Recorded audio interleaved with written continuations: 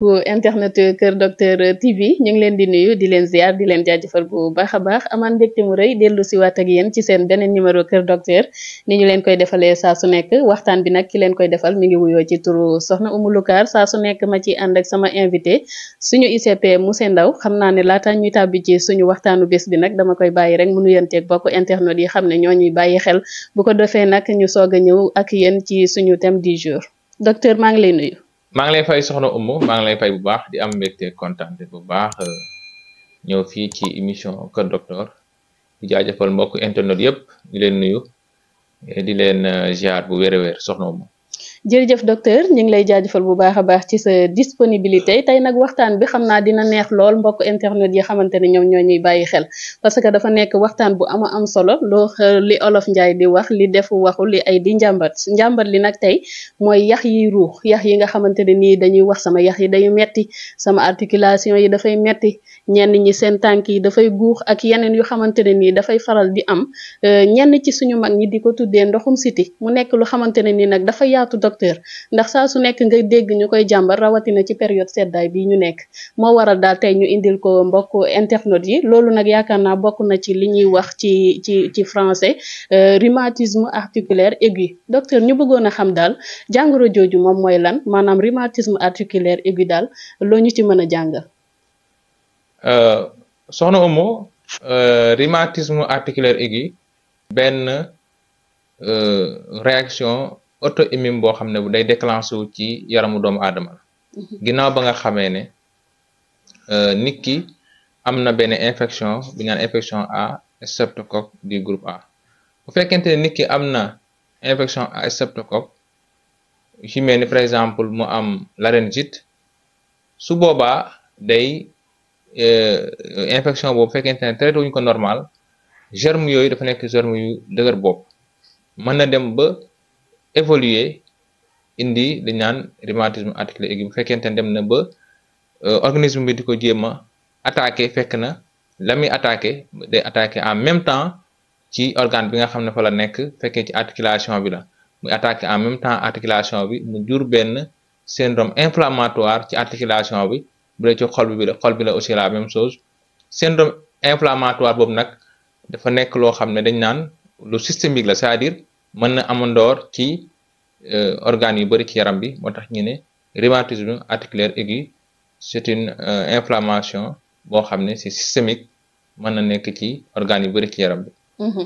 comme ni nga ko waxee rek dafay nekk ci organe yu bari ci yaram wi parce que yenn saa yi dañuy seetlu fi nga xam ne foofu la yax yi di dajee dafay métti wala muy ruux yenn yi sax ñenn ñi sax naan dafay guux mel ni lu xaw a sol ndox ak yu ni demee yaakaar naa ne kon nekk na mbir mu xamante ne nii dafay tasaaroo ci suñu yaram ndax fenn fu nekk rek mën na fa feeñ mais jàngoro joo gis mu demee noonu itam du ñàkk am na lu xamante ne nii moo tax mu demee noonu maanaam jàngoro ji tey lan moo ko waral moom rhumatisme articulaire aigu lan moo ko waral lan moo koy joxe. soxna Oumou rhumatisme articulaire aigu comme ni ñu ko waxee ci njëlbeenu waxtaan gi tey bu dee téeméer mën nañu wax ne 99% yëpp day fekk mu am infection boo xam ne dafa jàpp ci put bi wala ci bakkan yi wala ci nopp yi. ci gën a ràññale ko moom mooy les laryngites wala ñu ne angine mën nañu wax de manière générale rhinopharyngite wala ñu ne angine bu fekkente ne nit ki dafa am infection boo xam dafa jàpp ci put bi wala ci nopp yi traité wu ko normal infection yooyu nga xam ne la ñuy wax infection à streptocoque du groupe A nga xam ne streptocoque bi dafa nekk benn germe boo xam ne bu tërkis bu dëgër bopp boo xam ne bu fekkente ne fajoo ko correctement c'est-à-dire nga war a jël antibiotique juróom-ñaari fan jëloo ko juróom-ñaari fan wala nga war a jël antibiotique fukki fan jëloo ko fukki fan mën na dem indi résistance germe boobu microbe boobu nga xam ne moo nekk foofu mën a jàll attaqué articulation yi te buy attaqué articulation yi nag ni mu koy attaqué mooy da koy mel ni ku koy day jéem a mimer récepteurs yi c'est-à-dire day mel ni kuy jéem a naxante ak liy wéccoo ak organisme bi c'est-à-dire organisme bi fekkente ne dafa war a wéccoo ak articulation yi maanaam ay ferñeent yu war a dugg ci biir articulation bi tey protéines yi nga xam ne ni moom mooy transporter germe boobu day jéem a naxante ba dugg ci biir articulation yi léegi nag bu jëmee ba dugg ci articulation yi nag articulation bi organisme bi day jàpp ne kii moom rebelle la bokkatul soldat yaram yi nag day bu ñu attaqué protéines yooyu ak germe bi dañu attaqué en même temps cellule articulation boobu c'est valable également ci xol bi su ko defee suy attaqué articulation bi wala muy attaqué xol bi dañuy wax réaction auto-immune réaction auto-immune boobu nag c'est l'organisme qui attaque l'organisme c'est-à-dire soldat yaram yi ñu attaquaat yaram bi mooy waral nag muy am benn syndrome inflammatoire tànk yi di métti mais également mu jur ak beaucoup de signes yoo xam ne da koy jur rax si doole tànk yi nga xam ne day tàngool muy ko donc yooyu li koy indi lu ci ëpp dañu xam ne infection yi simple la ay yu lay juróom mais ni nga yaakaar ne grippe la ay laryngite ay angine yoo xam ne dañ ko war a traiter avec antibiotique yoo xam ne peut-être mën naa wax na seerul bu fekkee traité woo ko normal na mën na dem ba jural la ay rhumatisme articulaire aigu jural la ay feebaru xol jural la ay feebaru tànk yu ruux yooyu la ñuy wax rhumatisme articulaire aigu soxna Umu. jërëjëf docteur yaakaar naa bu ma la déggee bu baax sànq yaa ngi wax ci lu jëm ci ay nopp lu jëm ci nopp yi waaye tamit angine yaakaar naa ñun moom la ñuy wax ci wolof wanaasu xaw ma wanaasu nga xamante ne ni sa gorge bi lay jàpp bëli bi am na ci yu xamante ne ni parfois maanaam nopp yi dañuy xesan ak yooyu ndax loolu ci la bokk. effectivement dañ ne bépp infection boo xam ne dafa laal rhinopharynge c'est-à-dire bépp infection boo xam ne dafa laal nopp yi wala laal prof bi wala laal bakkan bi moom la ñuy wax les infections orales yooyu dañ ko war a jël au sérieux bu fekkente ne dañuy wax dans le cadre de la prévention ndax dañ ci ñëw ci biir émission bi xam naa ne dañ ci gën a yaatal waaye bu fekkente ne nopp yi day xesan wala muy xelli dañu jàpp ne yooyu yëpp lu war a mën a indi rhumatisme articulaire aigu effectivement parce que nopp yi xesan wala muy xelli yu ci ëpp day fekk mu nekk li nga xam ne moom la ñuy wax infection boo xam dafa nekk ci nopp yi moom la ñuy wax otite donc yooyu yëpp dañ ko war a traité laataa muy dem ba jural la rhumatisme articulaire aigu effectivement soxna jërëjëf docteur macha allah leeral yi am na solo kon xam naa ne nii mbokk internet yi xanaa ñu gën a farlu rek gën a bàyyiwaat xel suñu bopp te xam ne saa bu ñu gisee ci suñu yaram loo xamante ne nii bokk ci woon rek la war mooy daw gaaw kër docteur ñu xoolal la ba xam lan la balaa muy ami jeexital. jërëjëf docteur macha allah explication yi leer na naññi kon yaakaar naa ne mbokk yi nga xamante ne nii ñoom ñoo ñuy bàyyi xel gën nañu xam tey lan la ñuy déggee ci rhumatisme articulaire aigu tey nag mu mel ni jàngoro ji il faut bu duggee si nit ki dana am ay xeetu yu xamante ne nii moom lay wane maanaam ay mandarga yu xamante ne nii dina ko wane pour ñu mën a xam ne kat lii kat méngoo na ak jàngoro jooju nga wax xam ne moom la ñuy wax rhumatisme articulaire aigu jàngoro ji bu feeñee ci doomu aadama bi docteur nan lañ koy xamee. effectivement soxna Umu jàngoro ji niñ ko war a mën a ràññee ci doomu aadama bi bokk na ci premièrement méttitu articulation maanaam articulation yi muy yax yi muy dojoor bi muy conc bi dangay gis ne mën na di métti di tàng mais également mën na di góox nga gis articulation yi day mel ne luy góox mën nga am également signes yoo xam ne dangay gis ne suufu kii bi peau bi da ngay gis ne day am lu mel ni ay donj yoo xam ne dafa nekk ci biir. ci suufu der bi waaw suufu der bi ay donj yoo xam ne dafa nekk ci biir. doguma la mais damay dégg nga naan articulation tey ku mel ni sama maam nga xam ne xamu ci dara yaakaar naa dina baax ñu leeral ko que ni mooy fi yax yi di daje. effectivement mooy fi nga xam ne yax yi dañ fay daje muy om bi muy dojoor bi mais également muy jonj bi foofu ngay gis ne mën na di tàng di métti mais également mën na également ngay gis ne muy góor. mën nga sentir ne également yaram bi da ngay gis ne day mel day am ay dermato genre macule lay doon mais également da ngay gis ne feebu der boobu niñ koy décrire day mel ni lu xaw a am benn contour xaw a rond mais également si digg bi day mel lu xaw a rose mais day mel lu xaw a dretal donc loolu la ñuy wax ne nit ki dafa am éruption marginée fekkee di ko am éruption marginée ici da ngay xalaat ne mën na nekk rhumatisme articulaire aigu mais également nit ki mën na am lu ñu naan corée de Sydenham corée boobu ni ñu koy ràññale mooy nit ki men day def ay crise ci loxo yi ci tànk yi mais également ci kanam bi benn trouble neurologique la yooyu yëpp nit ki war na ko mën a prévenir laata mu fay yegg mais également mën na am feebaru xol bi ñu naan cardite moo xam ci myocarde bi moo xam ci endocarde bi donc mu am feebaru cardite nga xam ne mën nañu ko ràññalee ni koo xam day gaaw a sonn wala nga gis ne nit ki day am fatigue générale donc loolu ay signes la yoo xam ne mën nañ ko ràññee ci biir rhumatisme articulaire aigu mais également yaram bi tàng parce que yaram bi tàng bi fekk na infection bi dana ba am doole ci yaram bi infection mi ngi évoluer ci yaram bi mu ngi gagner donc cellule de défense donc fekkente ne infection boobu yaram bi mu ngi tàng da ngay gis ne également signe la bu bokk ci effectivement ci signe rhumatisme articulaire aigu mais infection boobu dañ ne toujours day ànd ak yaram boo xam ne day métti fatigue générale donc loolu lépp ay signes la yoo xam ne signe rhumatisme articulaire aigu la soxna Oumou. macha allah docteur am na solo kon yaakaar naa ni tey bu fekkee ne ni yaram bi mu ngi metti di tàng ngay sonn saa su nekk ak it yax yi yenn saa yi di xaw a ruux di mettiwaale mën nañ ñaaw njortu ne xëy na rhumatisme la waaye aussi am na ci lenn lu xamante ne nii dama koy faral di seetlu mooy yaram bi balaa muy def genre picc yooyu ngay wax ndax dafay xesan d'abord parce que am na ci ñu xamante ne dañ naan sama yaram bi dafa xesan ba bu ma ko wokkee dafa def tërëgal et cetera ndax loolu ci la bokk. effectivement des fois olof dana xaw a jaawale ñaar dina jaawale dermatose yi nga xam ne day xesan ak rhumatisme articulaire aigu parce que feebaru der bi nga xam ne dañ koy gis ci rhumatisme articulaire aigu du def xesan du def muy xesan mais mën na associé ak beneen feebaru der maanaam nga am rhumatisme articulaire aigu ba pare boole ko ak nga am beneen dermatose boo xam ne daa def muy xesan donc yooyu yëpp mën na bokk mën na ànd waaye rhumatisme articulaire bu isolé dermatose yi muy àndal maanaam feebaru der bi muy àndal du xesan donc loolu moom day baax ñu leeral ko parce que nit ñi des fois dañuy wax ne rhumatisme articulaire aigu dañ koy tuddee ndoxam siti mais également dañuy tuddee dermatose yi nga xam ne day xesan ndoxam siti olof mooy def ne feebaru omi mooy lépp feebar boo xam ne dafa bokk ci rhumatisme articulaire aigu ak feebar yi nga xam ne ay dermatose yoo xam ne yu pérégrineux la yu maam yi xesan olof da koy boole yëpp tuddee ko ndoxam siti waaye rhumatisme bu isolé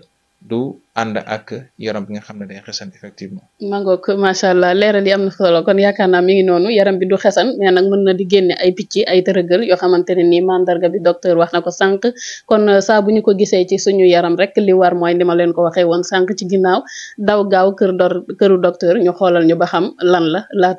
laataa mu ñuy yóbbu ci beneen étape bu xamante ne xëy na dina gën a compliqué dina gën a métti. tey bu fekkee ne nii malade bi ñëw na ci yéen jàmbatal leen yu demee noonu ngeen njortu ne xëy na kii kat am na rhumatisme articulaire aigu nan ngeen koy confirmer yan jumtukaay ngeen di jëfandikoo ngir mën a xam ne dëgg-dëgg lii kat jàngoro ji la. effectivement soxna Oumou bépp malade boo xam ne ñëw na dañ ko defal examen clinique mais également bu fekkente ne am na nécessité na ñu defal ko examen paraclinique mën na am examen paraclinique d'abord malade bi pour ñu poser un diagnostic de rhumatisme articulaire aigu de manière générale dañuy basé sur les critères de John premièrement di nga évaluer les critères mineurs yi du lenn lu dul premièrement douleur articulaire moom mooy arthrite bi nga xool ndax am na signe d'arthrite mais également da ngay gis ne dañuy évaluer ndax am na signe de cardite nga xam ne mooy bépp feebar boo xam ne laa na endocarde bi wala myocarde bi maanaam feebaru xol maanaam suspecté nga ko mais également di nga xool les érythèmes marginés mooy li ñu waxoon léegi mooy tëndandiir yi nga xam ne mën nañ ko gis ci oom yi ci suufu oom bi wala ci côté dojoor bi mais également dinañ xool li ñuy wax nodule yi nga xam ne ni sous-cutané la nodule sous-cutané aussi bokk ci signes yi nga xam ne bokk nañ ci les critères mineurs après critères mineurs yi mën nañu xool également les critères majeurs nga xam ne da nga xool ndax am na signe d'arthralgie donc mooy après infection da nga gis ne tànk yi day métti di tàng muy góox donc yëpp ay signe d'arthralgie la tànk yoo xam ne day métti bu baax a baax day gis ne loolu tamit ci critère majeur yi bokk ci biir critère majeur yi également mën nañ def examen paraclinique examen complémentaire pour xool la présence d'une infection streptococcique maanaam ndax ci biir angine bi ñu xool ndax streptocoque moo ko causé streptocoque du groupe A moo ko causé mais également dañ xool ndax bu fekkente ne par exemple ñu dosé aslo bi nga xam ne moom day yéeg bu fekkente ne nit ki dafa am infection streptococcique pour ñu mën a confirmer dëgg ndax lii infection streptococcique moo ko causé donc su ko defee bu fekkente ne confirmer nañ ne signes yi nga xam ne gis nañ ko ci critère majeur gis ko ci critère mineur mais également confirmer ne effectivement les paramètres d'inflammation yi nga xam ne moom la ñu évaluer muy VS ak CRP bi yëg na ci biir critère majeur yi effectivement mais également gis nañu ne germe bi nga xam ne moo causé streptocoque du groupe A la dañuy wax ne kat dëgg-dëgg kon si ñu gis dafay confirmer ne nit ki dafa am rhumatisme articulaire aigu soxna Oumou. jërëjëf docteur macha allah leer na nañ kon xam naa ni daal diagnostic bi de ñi ko war a def bëri na xaw ma Amadou waaye man boo moytuwul war naa ko def parce que damay dégg maire yi rek fu ñu toll sama tànk yi dafay metti sama tànk yi dafay ruux en tout cas loolu moom xew-xew la ci jamono amatul mag amatul gone nag moo ma ci gën a jaaxal docteur mais comme tey bu fekkee ne nit ki ñëw na ngeen defal ko diagnostic ba confirmer ne kat dëgg-dëgg lii moom leer na ne léegi rhumatisme articulaire aigu la ndax am na traitement est-ce que mënees na ko faj ak naka lañ koy traité. effectivement rhumatisme articulaire aigu bokk na ci feebar yi nga xam ne day wér dañ koy faj ba mu wér a wér donc rhumatisme articulaire aigu comme niñ ko waxee wax nañ ci biir ne infection mooy li nga xam ne moo ko causé infection ORL yi nga xam ne négligé nañ ko wala traitement bi ñu ci war a def dafa muccul ayib ba mu jur complication yooyu muy rhumatisme articulaire aigu donc premièrement dana am ay garab yu ñu jox yoo xam dafa moom la ñuy tuddee les antibiotiques dana am antibiotique yu ñu jox antibiotique dafa am antibiotique yoo xam ne yi moom lañ gën a ciblé ne yii kat moom la ñuy utiliser pour que ñu faj ci loolu mais également dina am anti-inflammatoire donc également yi nga xam ne moom lañ gën a ciblé mooy anti-inflammatoire non stéroïdien mais effectivement ci biir traitement mën na am anti-inflammatoire et stéroïdien mais également ci biir traitement bi bu fekkente dem nañ boo njortu ne kii kat ñu ngi koy ragal loo mu am feebaru cardite mooy feebaru jafe-jafe xool mën nañ ko également wax muy reposer muy noppalu bu baax a baax parce que loolu également dafa bokk ci prise en charge mais également ci biir traitement bi ki nga xam ne dafa am rhumatisme articulaire aigu mën nañ ko defal traitement préventif mooy prévention secondaire bi donc prévention secondaire nag boo gisee fajkat yi di ko def mooy que mu ñuy éviter rechute prévention secondaire yi par exemple gis ñoo xam ne dañ koy leen wax ñu ñëw di jël ay injection ay piqûre weer wu nekk wala semaine bu nekk wala fukki fan ak juróom yu nekk wala yoo xam ñoo xam ne dañ leen jox par weer ñu jël ci ay traitement moo xam ay per wala ay piqûre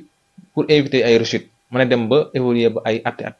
yoo xam ne ni dañuy ñëw di jël ay piqûre wala ay weer yoo xam ne dañuy jël ay piqûre loolu pour éviter ay rechute la parce que doomu jàngoro bi bu fekkee dem na bu am doole ci yaram bi donc da nga koy jël au sérieux am na ñu koy faral di wax ne wàllum doomu jàngoro boo nee ba koy faj mieux vaut surdoser que de sous-doser maanaam nga def lu ëpp moo gën ngay def lu manqué parce que boo defee lu manqué rek doomu jàngoro bi day dem ba tërkiis day dem ba nga xam ne la nga war a mën a defaat suba sax du ko mënal dara day gën a am doole ba li ko doon rey démb du ko mën a rey tey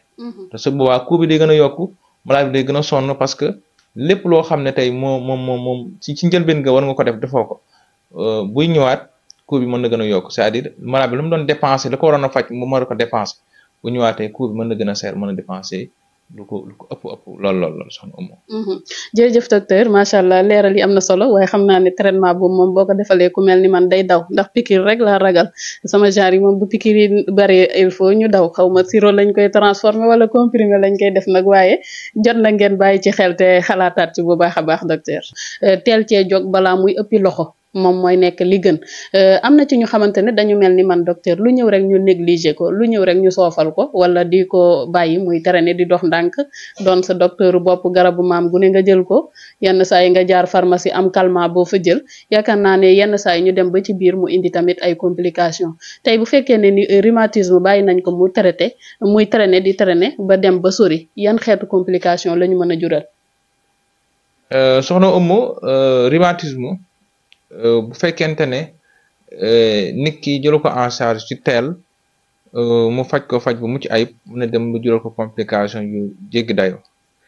complication yu doy waar yu ko mën a jural bi ci gën a ràññee te mu gën a doy waar mooy feebaru xol bi nga xam ne moom la ñuy wax cardiopathie chronique boobu nga xam ne tey mën na dem ba jural ko ay lésions valvaires maanaam fi nga xam ne tey xol bi valve yi nga xam ne boo xoolee ñu opéré ñu ci bëri problème mu valve la leen di opéré ñooñu nga xam ne ñu remplacer seen valve yi ñu toujours ñu dugal leen ay valve artificielle ci seen biir xol yi donc ñu mën na dem ba jural loolu nga xam ne dem ba laaj la benn coût bu doy waar nga xam ne war nga ci dépenser pour mën a opérer wàllum xol. te loolu li ko war a mën a indi leen kese la mooy nga feebar di ko négliger wala nga war a jël sa ay traitement jëloo ko ni nga ko war a jëlee wala jëloo ko si durée bi nga ko war a jël. donc loolu ci am solo moo tax sama mbokk fajkat yi toujours damay lancer appel que ñuy gën a communiquer ak malade yi gën a communiquer ak malade c'est-à-dire malade bi war a jël garab juróom-ñaari fan nga insister ci juróom-ñaari fan yooyu. bu war a jël garab bi fukki fan nga insister ci fukki fan yooyu. toujours damay wax ne nañ ñu insister ci durée traitement yi parce que malade bi nga xam ne moom moo ñëw pour faju moom di ko intéressé du ko métti leen kese la mooy douleur bi. motif de consultation yi am yëpp douleur la. sama bopp bi day métti sama yaram bi day métti mais duñ gis li ci gannaaw donc yow mi nga xam ne yaay technicien bi di gis li ci gannaaw fekkee dañuy gis fièvre gis ne am na benn infection boo xam ne yaa ngi koy traité. il faut que nga insister sur antibiotique bi nga xam ne da ko war a jël sur une durée bien déterminée. bu fekkente ne antibiotique bi war na ko jël juróom-ñaari fan insister là-dessus même s'il faut de donner des rendez-vous précoce rendez-vous yi jege pour que nga évaluer ndax durée traitement boobu mu ngi koy respecté. parce que parfois problème yooyu mooy indi yu mel ni nga xam ne yu mel ni nga am benn laryngite boo xam ne benn antibiotique bu simple war na ko mën a traité. nga dem ba mu jural la rhumatisme articulaire aigu dem ba jural la feebaru xol boo xam ne day laaj opéré donc loolu jafe-jafe la. donc loolu moom mooy complication bi gën a mag boo xam ne bu gën a ràññee également ci rhumatisme articulaire aigu mooy feebaru xol bu chronique. foofu nag docteur damay bëgg ngeen gën fa taxawaat gën fa insister parce que da nga lancer message boo xamante ne nii bu am solo la tey ñun ñi nga xamante ne nii ñooy ay malade di daw di ñëw kër docteur saa su nekk dañuy seetlu ne méttit bi bu arrêté ñu arrêté garab yi en tout cas wér naag wérul ñun yëgatuñ méttit dootuñ naan garab yi sama genre yi loolu la ñuy def. effectivement loolu dafa nekk loo xam ne lu ñuy gis de manière routinière nit ñi dañ koy def ba ci techniciens yi sax dañuy ñoo xam ne. sama yenn collègue dama leen tooñ man yow en tant que technicien. waroo commencé benn amoxicilline te jëloo ko lu mat juróom-ñaari fan. donc loolu day am ci àdduna bi. nit ñi dañuy négliger yenn antibiotiques yi maanaam dañuy war a jël antibiotique benn durée traitement mais duñ ko jël. donc moo tax toujours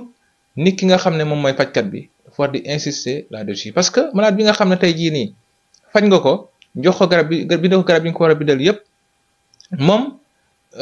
dès lors que moom si ñuy dem rek moom day jàpp ne wér na day arrêté te bu fekkente ne rechute am na également moom day ñëwaat taxawaal la ne la kat faju woon naa waaye wéruma donc nga war a reprendre sa traitement wala nga bindaat yenn antibiotiques yi gën a am doole non seulement moom dana perdre coût bu bëri mais également yow mi nga xam ne yaa ko faj donc satisfaction bi nga war a mën a am ci entre client ak prestataire donc satisfaction boobu day des donc toujours dañu fexe ba pour gën a am ay résultats ci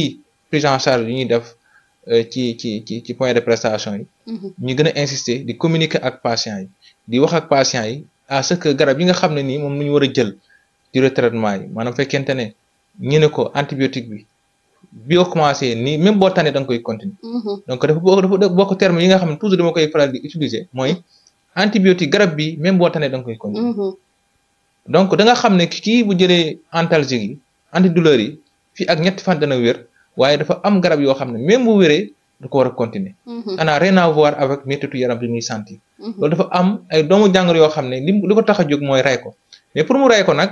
du si ay ñetti fan la koy rey du si ay ñeenti fan am na yoo xam ne day dem ba juróom-ñaari fan am na yoo xam ne day dem ba romb juróom-ñaari fan pour mu mën a rey doomu jàngoro ba mu set si yaram bi mais doomu jàngoro yooyu nag bu fekkente da ko jël ñetti fan doomu jàngoro yi dem ba lottu mu bàyyi antibiotique bi day gis ne doomu jàngoro boobu lottoon bu jógaatee day ànd ak benn forme de résistance maanaam day tërkiis li nga xam ne moom la doon faj muy antibiotique bu mu doon jël da koy tërkiis donc dootu ko mënal dara donc loolu jafe-jafe la boo xam ne toujours ñun prestataires yi am nañ ci part de responsabilité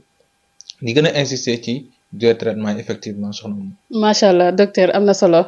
mët na bàyyi xel bu baax a baax parce que ku ne xam na ne xeex rek boo ko songoon fii tey ak sa morom yaakaar naa ne boo ko gañee tuuti dem yaafus xaw a toog boo moytuwul buy dellusiwaat doole lay ñëwaale kon yaakaar naa ne feebar yi tamit jàngoro yi tamit noonu la boo demee ba bëgg leen gañe bàyyiwaat bés bu ñuy ñëw buñ la songee boo moytuwul ñu ëpp la doole kon traitement yi nañ koy topp ba mu jeex ci ni ñu ko santaane macha allah am na solo docteur mais tey ñu gis ne rek li olof Njaay di wax fagaru moo gën faju yaakaar naa ne faju baax na waaye suñu mënoon a def ay pexe ba jàngoro ji du agsi wala ba jàngoro ji duñu dal day gën a baax yan prévention lañ mën a def ngir jéem a moytandiku jàngoro ji nga xam ne moom la ñuy waxtaanee muy rhumatisme articulaire aigu. soxna Oumou jàngoro bi nga xam ne la ñuy wax rhumatisme articulaire aigu pour que doomu aadama yi mën ko moytu dafa bokk ci muy fexe di teel a dem hôpital bu fekkee sentir na ay jafe-jafe infection yoo xam ne laal na put bi wala mu laal bakkan bi muy soj ak yu demee noonu wala mu laal nopp yi maanaam muy otite ak yu demee noonu donc bu fekkente ne sentir na infection yu laal oreille bi bu boobaa na jéem a teel a dem jéem a xool ndax fekkente ne mën na ko teel a faj balaa moo indi complication ñu teel a détecter infection à streptocoque yi teel ko faj balaa moo indi complication rhumatisme articulaire loolu mooy première prévention bi. foofu nag docteur doguma la waaye ñun dañuy faral di wax dama soj kese de man damaa soj dong demal hôpital ñu ne damaa soj dong di. effectivement donc loolu moom mooy jafe-jafe bi. donc dañuy gis ne nit ki en général auto administration yi ñuy def le plus souvent moo ñuy motiver ba lu ñuy war a teel a faju duñ ko faju parce que dañuy gis ne par exemple boo jëlee fii exemple Saloum ku soj ngeer nga njëkk a xalaat wala nga xalaat rat wala nga xalaat defar sa passi wala sa tàngal menthe fraîche def ci meew naan nga gis ne signes yi day soulagé wu donc loolu yow da ngay def traitement symptomatique yaa ngi fexe bu fekkee da nga amoon congestion nasale da nga gis passi mën na ko faj bu fekkoon da nga koy def café wala yeneen gis douleur bi day wàññeeku nga naan sa paracétamol douleur bi dem mais est-ce que li nga yaakaar ne na soj la fekk est-ce que newul benn infection à streptocoque boo xam ne moo nekk ci ginnaaw donc loolu fekkente ne fajoo ko mën na indi ay jafe-jafe yu mel ni indi la rhumatisme articulaire aigu donc kon benn feebar du tuut ku ñu waxoon ne angine kese wala laryngite kese dina la dem ba jural la opérer xol donc loolu doo ko gëm loolu mooy li am kon nit ki nga xam ne nii moo am feebar yu laal ORL bi muy feebaru nopp muy feebaru soj wala si feebaru prox yooyu yëpp da nga koy teel a faj balaa moo indi jafe-jafe mais également ci wàllum prévention bi da ngay gis ne nit ki nga xam ne nii dafa am rhumatisme articulaire aigu kooku tamit bu demee ba feebar bi am ba taxaw kooku tamit dafa war a jël garab yi nga xam ne moom lañ ko war a jox comme li ñu waxoon léegi rek mu respecter traitement yi respecter rendez-vous yi respecter également durée traitement yi respecter dose yi nga xam ne moom la war a jël bu fekkente ne comprimé bi dañ ne ko ñaar la war a jël mu jël ko ñaar yi nga xam ne moom ko mais léegi ñoo xam ne ni dañuy wax garab bi jël ko ñaar suba ñaar ngoon wala benn suba benn ngoon ñu sentir ne kat garab bi def na effet ci yaram bi rek bu ñu doon jël ñaari jël ñett wala bu ñu doon jël benn gis ne tane na ñu ne léegi nañ ko xaaj donc toujours ki nga xam ne mooy prestataire bi saa su nga gisee muy jël sa poids c'est parce que day xam sa poids yow ñaata nga war a jël ban dose nga war a jël ci yan heure nga ko war a jël soo demee ba defal la plan de traitement bi nga xam ne moom la defar donc yow mi nga xam ne yaay naan garab yi da ngay respecter traitement boobu pour que nga mën a am résultat yu positif effectivement soxna Oumou jërëjëf docteur macha allah waxtaan bi am na solo waaye li olof Njaay di wax la li duuf ci nag bi lépp xajul ci cin bi xam naa ne waxtu bi dab nañu xanaa duma def rek lu dul bàyyi la nga tàggatoo ak mbokk internet yi nga xamante ne nii ñoom ñoo ñu doon bàyyi xel waaw soxna Oumou di am mbégte kontaan bu baax ci plateau Kër Docteur bi di jaajëfal bu baax mbokki internet Kër Docteur di ko jaarale ci le mouvement Kër Docteur yëpp ñëpp ñu ci bokk ak ñëpp ñoo xam ne également suñu soppale ak suñu am di jàmm di leen di jaajëfal bu baax di am mbégte kontaan bu baax tamit di la jaajëfal di jaajëfal sa équipe bi yëpp di remercier di kontaan ci émission bi di profité di ñaanal ñi nga xam ne ñoo ñuy suivre te ñu tawat yal na yàlla fëgg seen bopp. amiin jërëjëf soxna Oumou. jërëjëf docteur sant nañ la gërëm la bu baax a baax yow tamit ci sa disponibilité ak jot gi nga xamante ne nii saa su nekk yaa ngi koy may askan wi ngir waxtaan ak ñoom ci lu jëm ci seen wàllu wér-gu-yaram santaat la gërëmaat la bu baax a baax naka noonu mbokk internet yi nga xamante ne nii ñoom ñoo ñu doon bàyyi xel di leen xamal ni kër docteur moom nii rek lay doxee saa su nekk seen bëgg-bëgg seen yitte seen njariñ ci wàllu wér-gu-yaram loolu rek la ñu fi waxtaanee jaajëfal aussi Amadou mi nga xamante ne moo nekkoon ci caméra bi